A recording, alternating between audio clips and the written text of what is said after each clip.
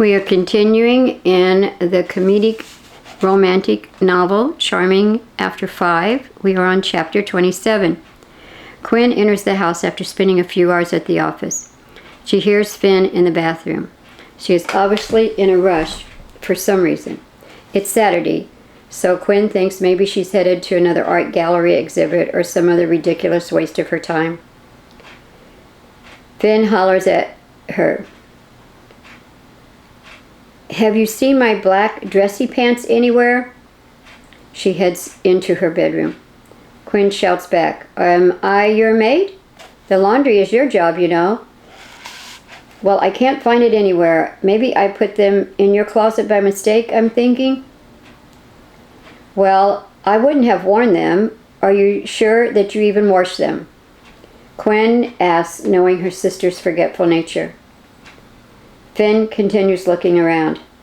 "I know I did wash them. I just need to remember where I put them." Quinn inquires, "Where are you going, and why do you need those particular slacks this evening?"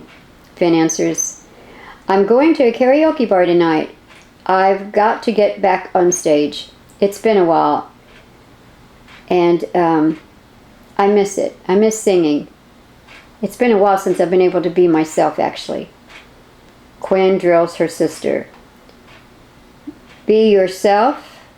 In front of whom?" "It's my night off, Your Majesty. Why do you think that you have the right to know who I'm going to be hanging out with tonight?" Quinn fumes. "Because I have a feeling, that's all. I know exactly who will be there. Just admit it. You're going to see Jonathan Waters tonight." Finn admits, "Yes, it's Bertie's night off and we will all be going out to karaoke tonight." Quinn is still furious about the first singing escapade that Finn had pulled. "You are portraying me like I'm some unprofessional lounge singer and not the corporate businesswoman that I've fought so hard to become. You're hurting my reputation. Maybe it's time to end this charade then and come clean about who we both really are, especially since I do such an awful job at representing you, apparently."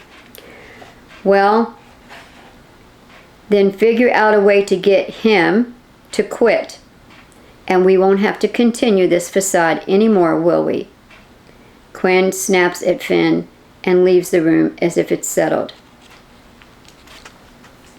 She goes to her room. Quinn reaches for her phone to call Joseph. He answers. "Hello, babe." Quinn demands, "Can you explain to me why our head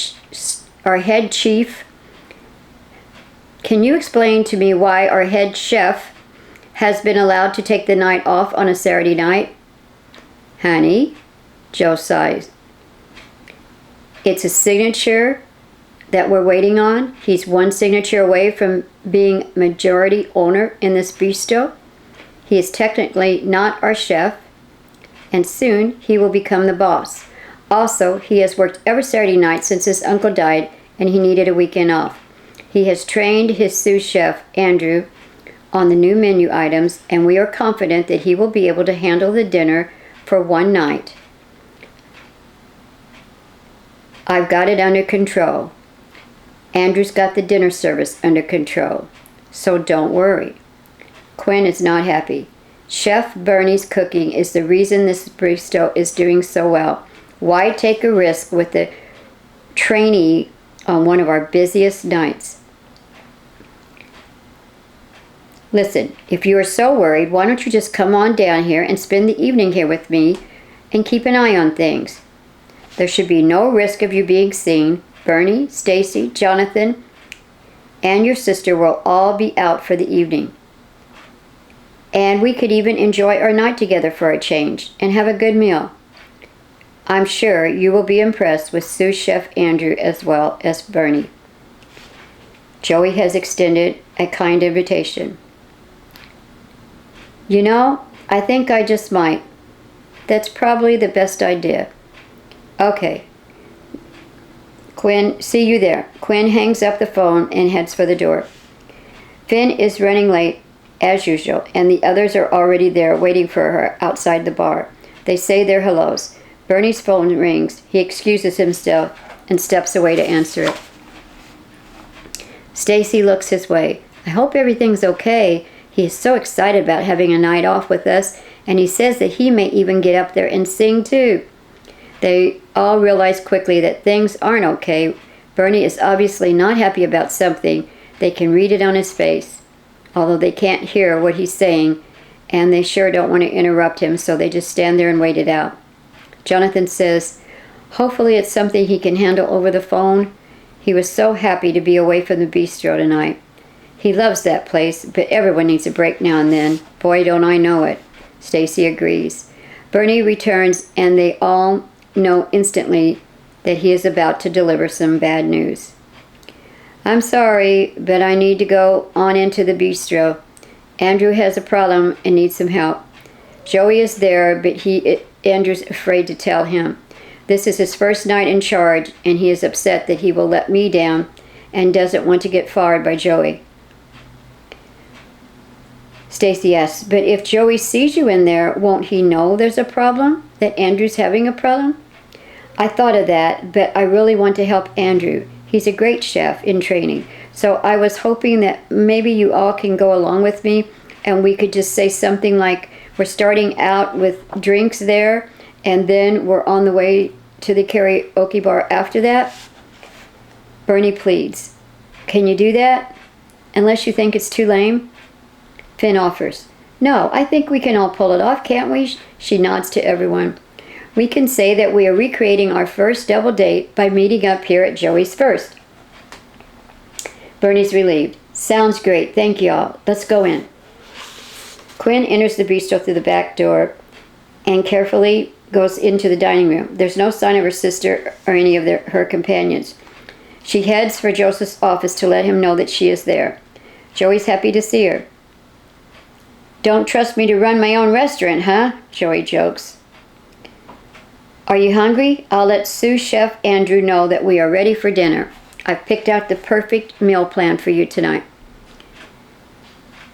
Yeah, I would like to see how good of a chef he really is, if we are placing our reputation on his meals now.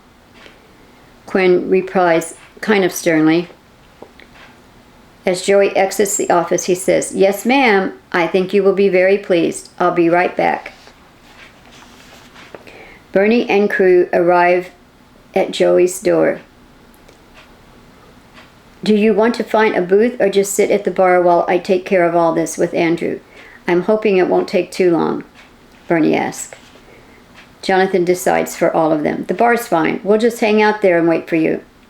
The three find stools and order drinks. Bernie heads to the kitchen. They can see him through the passway in the wall talking to Andrew. One of the new dishes is causing the staff some problems, and Bernie needs to decide whether to have a mini cooking lesson or take it off the menu for the night. I don't think we should remove it from the menu because Joey was just in here and he ordered 2 servings of this very same dish. I think he may have a woman in there with him. Andrew winks at Bernie. Bernie is so confused. He needs to focus, but he's wondering, if Joey has a woman in there, it's not Quinn. She's with us. So is he cheating on Quinn? Joey knew Quinn would be here with them, with us all night, and at the karaoke bar. Bernie had to figure it out, and he had actually told Joey as much when he asked for the night off, and it seemed that Joey had no real reaction to hearing his girlfriend was going out with another man, namely Jonathan. Bernie thinks again. Maybe he thought it would be safer to bring another woman here. Oh no, I can't let Quinn see Joey with another woman. This could really mess up my whole deal, their relationship and my future. I need to hurry up and finish this little lesson and get out of here quick. He turns to look at the staff. Okay, y'all, tune in, focus, eyes on me, watch closely. Here are the steps once again. Joni begins the lesson for the 3rd time. Joey has returned to the office and the two are discussing the deal further. Do you think he will want to change the name of your bistro? Quinn asked. Possibly he will. I'll not be surprised about that. I'll be surprised if he doesn't, and I'm okay with it, aren't you? It doesn't matter to me. It's your namesake, Quinn tells him. Jonathan confesses. Bernie wants to meet you. He thinks it's weird to sign a deal with someone he's never met, or doesn't know that he's met you, rather. Quinn insists. I told you, I don't like that idea. I will have to tell my sister eventually, I suppose. But for now, I wish to remain a secret partner, a silent investor. Okay, though, I'm not sure realistically how long that's going to be possible. While we're waiting for our food, I think I might go check on the dining room. I want to see how the waitstaff is handling the busy service that we're now bringing in, Quinn informs Joey. Before you go, how about you come over here for just a minute, Joey says as he takes her up in his arms. Quinn gives in and hates herself for it. How has this man been able to turn a once hardened professional into a lovesick teenager? Quinn quits resisting and melts in his embrace. The dining room will have to wait for just a bit. After the second round of drinks, the friends realize that Bernie might be a while. The bartender asks if they have decided to order some appetizers. It looks like we might not make it to the karaoke bar tonight, deduces Stacy sadly. I really wanted to hear Bernie sing. And I wanted to sing also, Finn remarks. Oh, I'm sorry, Quinn. I was only thinking of myself. I know you enjoy singing as well, and we enjoy hearing you. We will have to plan another night again as soon as we can. Stacy's full of apologies. That's all right. I was actually very excited to hear Bernie sing as well. Jonathan tries to lighten their somber mood. Hold on now, ladies. You are both jumping the gun here. The night is still young, and we could still make it for a few songs. Couple, anyway. Finn informs them. You could be right, but in the meantime, I'm headed to the ladies' room. Finn heads for the back of the bistro towards the restrooms. Jonathan and Stacy sit silently for a few minutes. I want to thank you, Stacy, for helping arrange tonight. Quinn has been avoiding me so much lately that I was beginning to wonder if we were ever going to have another date. You're welcome, Jonathan. I still wish you would be careful, though, and not rush anything. I don't want you to get hurt. Stacy wishes she could say more, but she's sworn to secrecy. The two friends watch Bernie as he expertly prepares more dishes to help the sous chef while they wait for Quinn's return. Quinn reluctantly extracts herself from Joey's arms. I would rather not have the staff walk in on us like this. Why don't you go and check on our food while I make that trip around the dining room? Sounds good. I'm starving. Why don't you get us a drink at the bar? Meet you back here in, let's say, about 10 minutes? Quinn enters the dining area, stands and watches the room for a minute.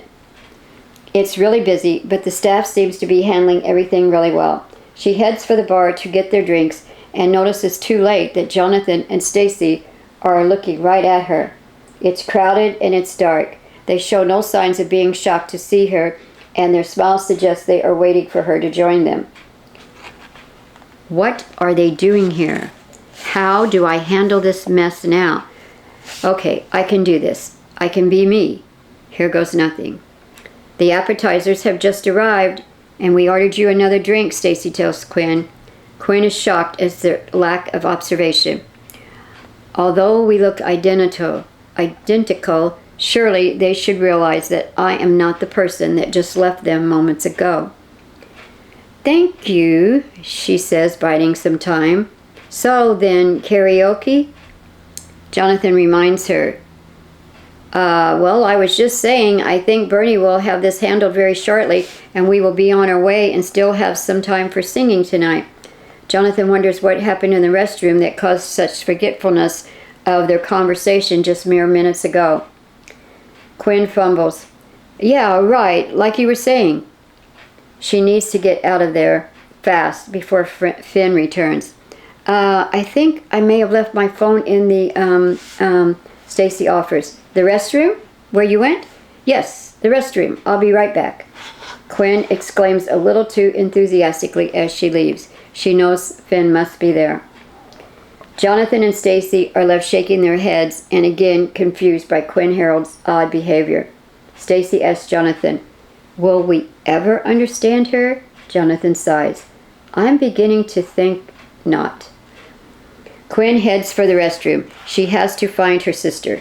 Finn is at the mirror fixing her makeup when Quinn rushes in. Finn is startled and just about screams. The sisters both at the same time say, "What in the heck are you doing here?"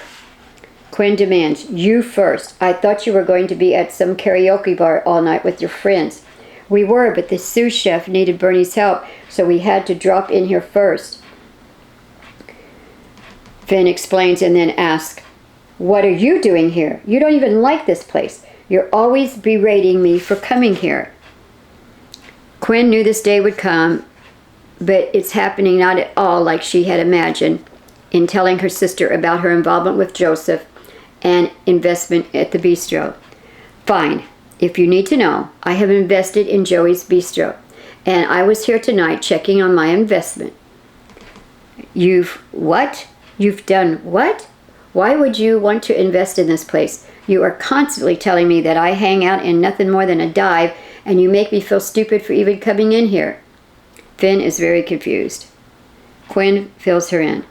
"We need to discuss this later. Right now, we have a problem. Your friends aren't very observant and didn't even realize I was me and not you, even with a change of clothes. So, we're all right for the moment. You saw them?" "No, it's more like they saw me," Quinn informs her. "I thought you weren't going to be here, so I walked into the dining room and right into them. Luckily, they're imbeciles, and they did not notice any difference." Finn demands, "Quinn, look at us." Quinn looks and sees that their attire is seemingly strikingly similar. Finn's being a little more dressy and Quinn's being just a little more business. Their hair is even done exactly the same that evening. They're twins after all. They had the same idea. The only real difference is that their jewelry and shoes are different. Jonathan and Stacy wouldn't have even noticed that in that dimly lit dining room, especially at the bar because it is even more dimly lit. "Fine, okay, you've got a point. This works to our advantage now. So, I just need to get into the office and I need you to find your phone and return to the dining room." Before the sisters can move, Stacy enters the restroom. She's already talking when she opens the door. "Quinn, are you okay?" Then Stacy stops short and stares at what seems to be two Quinns. She looks from one to the other. "Oh, my gosh. You know? What? There are two of you? Wait, what's going on?" She stammers as she doesn't know which woman to talk to, actually. Stacy panics and runs from the bathroom. "Stacy, wait," Finn calls after her, but it's too late. "I need to stop her from getting to Jonathan," Finn says. "Stay here and I will convince her to come back so we can talk to her." "No, I will handle this. I can threaten her job," Quinn demands. "I'm a friend with her, and she will listen to me. Neither one of us wants Stacy to reveal this to Jonathan." Finn reasons with Quinn. "Just stay here, please." Finn exits the restroom and runs right into a man coming from the direction of the kitchen. Joey reaches for her. "Hey, babe, where are our drinks?" Finn is taken by surprise and pushes him away. "Excuse me? What are you doing?" "I don't work here." Joey, thinking Quinn is being a smartass, reaches in closer to give her a kiss. "Let go of me."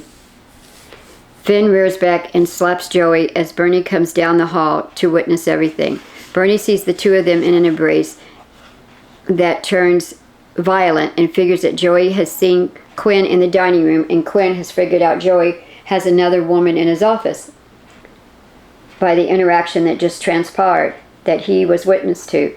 He had been in the stockroom when Joey inquired about his meal with Andrew, and he saw Joey walking down the hall and was hoping to catch him before he found out Quinn was there.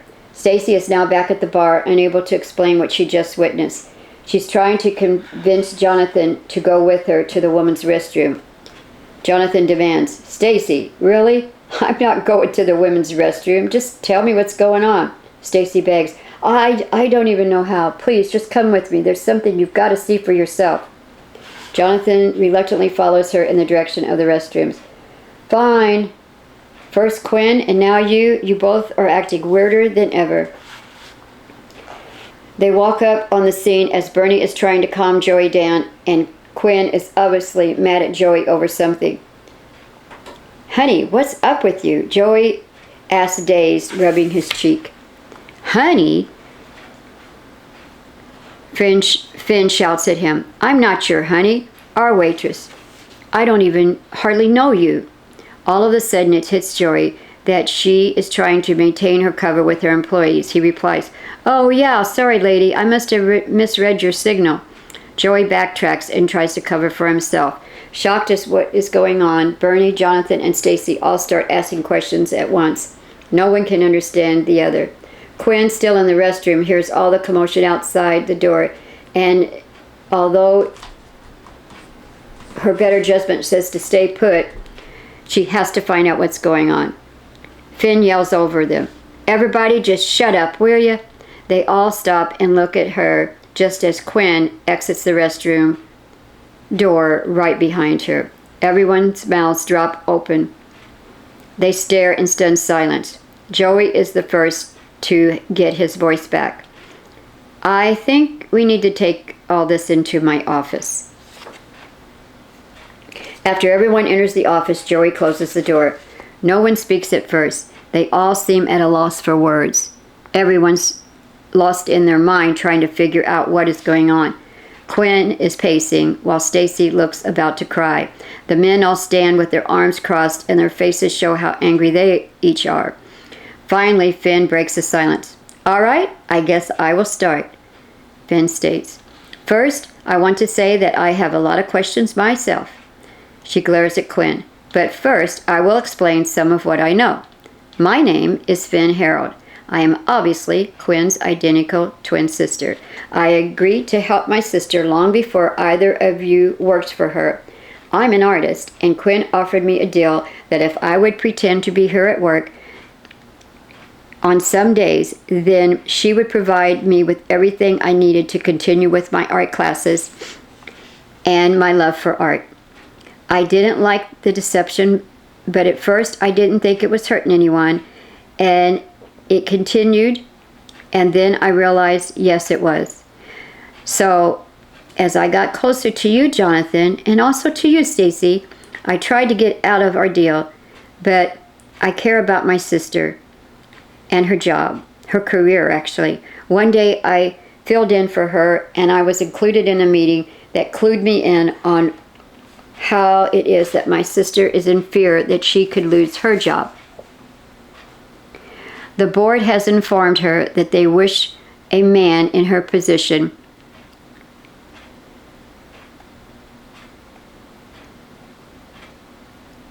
and though she has proved that she can handle it, she still feels threatened and they might fire her. Quinn figured that if none of the men in HR sent her to work out, they would eventually come to realize that she deserved the position and would accept it and stop trying to force her out. I was torn between being honest with people that I had come to care about or being loyal to my sister, our deal that we had, and her mission to keep at her career. Finn looks toward her sister to gauge her reaction, and Quinn is obviously still fuming at her plan being foiled, but there is something else also. Finn hopes to get the details out soon. Jonathan jumps in. I'm baffled by all of this. Although I am beginning to piece some things together, I have been working for and sort of dating two different women. Is that correct? I don't know about anyone else in this room, but this comes kind of as a relief to me in a way. I thought I was going nuts, falling for a crazy woman who seemed to be schizophrenic. Now it's all seeming reasonable. Stacy asks, so you weren't two-timing Jonathan? Or were you? I'm confused.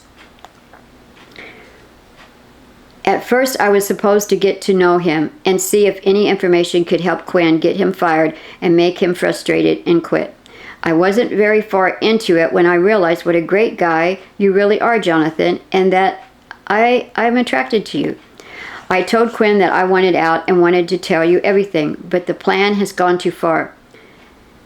Finn has made a lot of admissions, and she sneaks a look over at Jonathan. He smiles at her. Stacy blurts out, "So you're Carmel Quinn." That makes so much more sense now. Quinn interjects, "Carmel Quinn? That's kind of the name everybody at the office calls you when you're nice. When you're her," Stacy admits and points to Finn. "Oh, really?" Quinn smirks and looks at her sister. Finn wants to know, "Just curious, what's the name you call her on most days again?"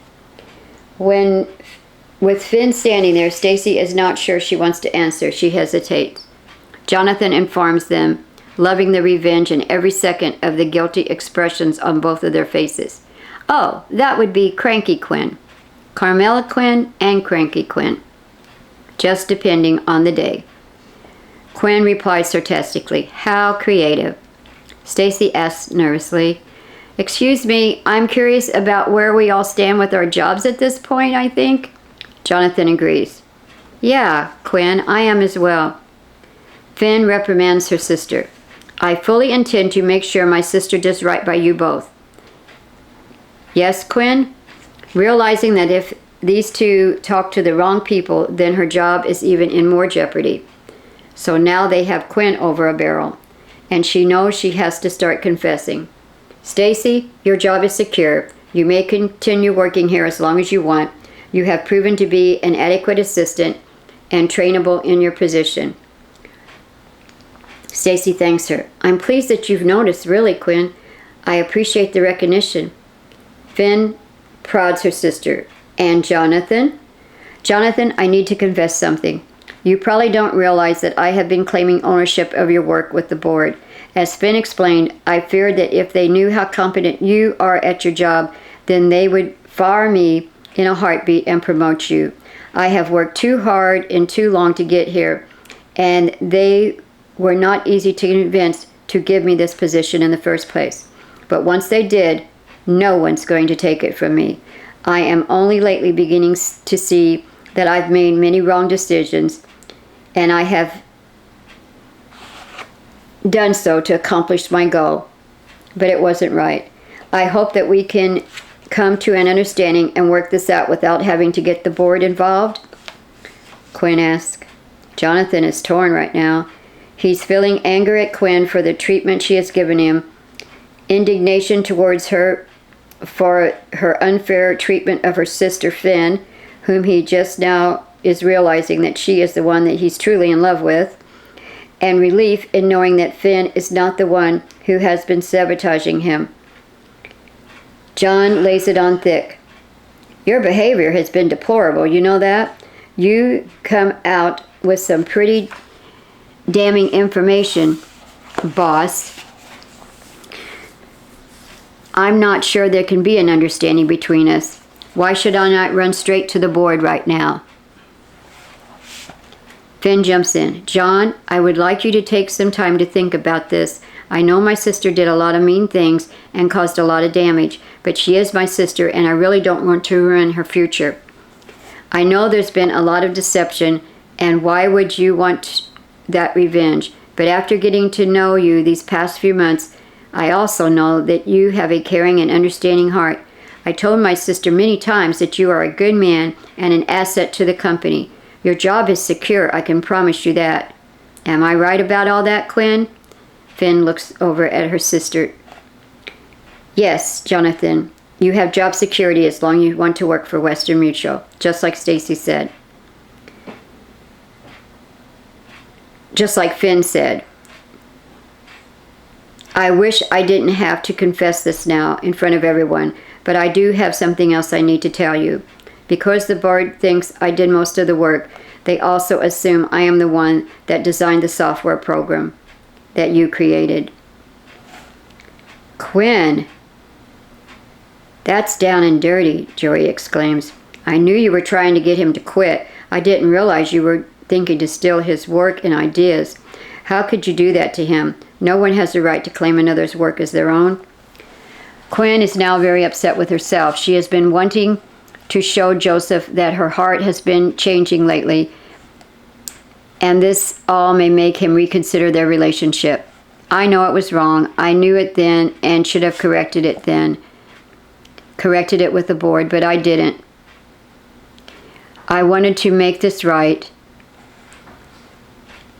And so that's why I'm unloading on all of you and confessing. And I hope I can, by telling you that a firm associated with Westin has contacted me and they are interested in marketing the software program themselves. This could be big for you, and I will let them know that it's all your work and your original design. Well, I did have the forethought to patent my idea before showing it to anyone, so you would have had a hard time pulling it off as your own. But I will definitely pursue the offer. Thanks for letting me know. Okay, I'm so happy to know that both John and Stacy are secure in their jobs. But now I have a few questions of my own, if y'all don't mind, Bernie interjects. I did have a deal started to buy out the majority of this bistro. Was that all a ruse or a real deal? What's going on here? What were you planning? Joey tells him, no, that's a real deal, Bernie. I am still offering it to you, although you may not want to jump in now that you know who the third party is. Joey throws a stern look at Quinn. Actually, I have known for a couple of days now that something was up. I overheard you and Quinn talking in your office. The fact is that she is the silent partner didn't bother me as much as the thought that Quinn was two-timing my friend John, and that you might have been in on it too. That's what bothered me. Joey admits, I knew of her plan to get him to quit, and dating her was a piece of the plan, which it really was Finn, but I knew too that he was dating Finn, so that part didn't bother me at all. I wasn't happy with her plan at all, and I have been trying to convince her to stop. This is weird for me to know that I have been coming into this bistro for a while now, and you knew who I was. Were you reporting back to Quinn about my portrayal of her? Finn questions Joey. Yeah, I have to admit it. She has been having me spy on you too, Joey reveals. Stacy offers, I think we all have had a part to play in this spying game, haven't we? It seems everyone was sort of spying on everyone else for some reason or the other. Finn points out, and wait a minute here, Bernie. What do you mean about Quinn two-timing John? Investing in this bistro is not at all about cheating. The fact that they were making out in his office led me to believe there is something more going on between the two of them than just business, Bernie answers innocently. Finn turns and gazes at her sister. Making out, you say? That's why you were trying to kiss me in the hallway, Joey?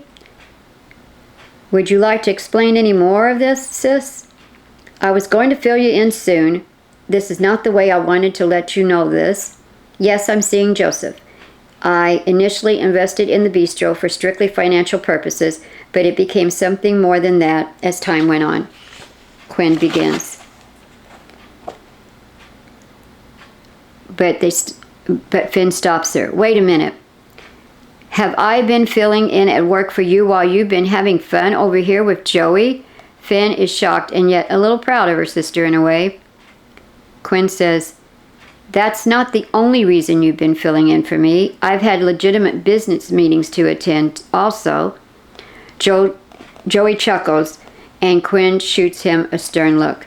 Bernie breaks the tension in the room. As far as I'm concerned, the deal is still on, and now we can all meet together and hash out the details. I think that can work, Joey agrees. What about you, Quinn? Yes, the deal is still on for me. The deal is a good one, and Bernie, I know we are choosing the right person for the job. Quinn's softer side is starting to show, oddly enough. Finn teases her sister. I, for one, am thankful that my sister actually has a heart and is capable of some type of love. I knew it was there. I knew it was there somewhere. We'll finish